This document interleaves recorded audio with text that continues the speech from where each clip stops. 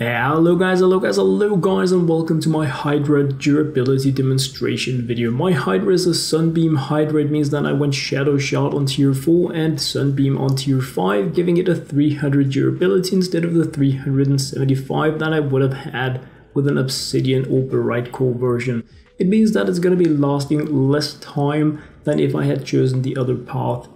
One shot with this weapon here consumes 0.2 durability from the weapon, which basically just means that every time you fire 5 shots from the weapon, you're going to have consumed 1 durability from the weapon. So it's not 1 shot, 1 durability, it is 5 shots for 1 durability.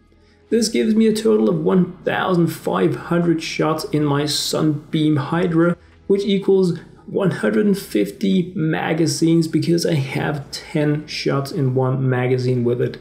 This sums up to 11 minutes of pure bullet time. Firing 1500 bullets with this weapon here is no less than 11 minutes. And don't look at the second count. Whoops, I think you just did it there. Yeah, point taken.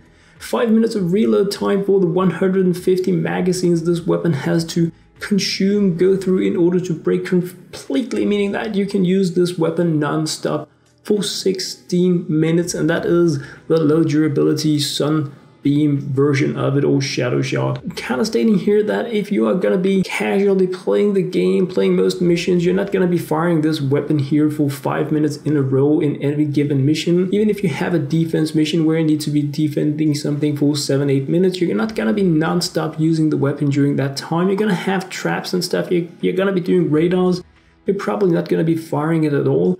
So like, my thesis is here that you're going to be using this weapon for at least 3 missions, and again, I think most players are pretty much struggling to do 3 missions per day, probably even going to be doing more than that. It deals energy weapon, it's an ideal progressional weapon, and you may think about using this weapon as a support weapon, so you have something that fires a lot faster for spreading through tiny weak opponents and using the HYDRA on tougher opponents, which is going to increase its lifespan even more.